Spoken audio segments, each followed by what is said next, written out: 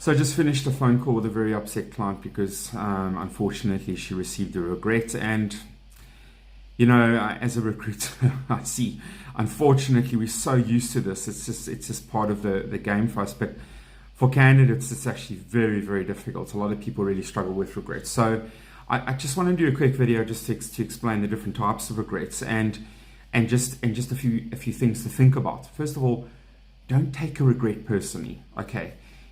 Sometimes that regret it's a technical regret or a regret that's completely based on the fact that you actually don't have that experience, or that in the job spec something wasn't mentioned and in the job spec and it precludes you from that shortlist. The other option is, and in most cases, it's just an AI regret. So in other words, it's coming from a system.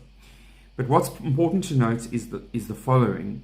When it comes to regrets, there's two types of regrets. The one is when you send your CV to a recruiter and it's not for a specific job. So you're just sending your CV to a recruiter and they said, so we just don't have anything that's on our database or that's suited to you. And the second one is where you're applying for a specific job and that's online, and often 70% of the time it's an AI regret. So it's looking at a few keywords and kicking you out.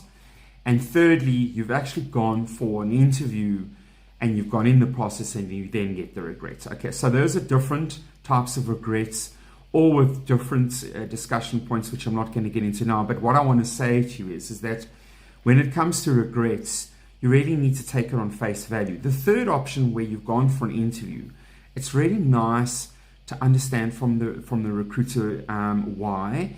And often that can be a learning experience for you from an interview point of view. So keep in good relation with your recruiter. Don't send her an email back and saying, oh, why was I regretted? That's ridiculous. Make contact with the recruiter and see if you can probe the recruiter a little bit more. Often they're not allowed to give you all the information. They just can't. They give you the technical information, but if you've got a good relationship, they'll actually come back to you and they might say to you, listen, you know what, your interview technique wasn't great. And as a candidate, that's what you're looking for. You're looking for that proper feedback to really help you to the next step. You want that feedback. So don't get upset. Don't take it personally. Just try and get to where it is. But remember that when you're applying online, and especially overseas, you're going to get a lot of regrets. Get used to it. I mean, honestly, if it's hard for you, get a helmet and just carry on, because that's how it works. It's for South African applying overseas. You're going to get a lot of regrets, and a lot of it is ATS, AI orientated, and that's just how it is. Listen, go for your interviews, carry on, don't give up, apply, and good luck with your job search.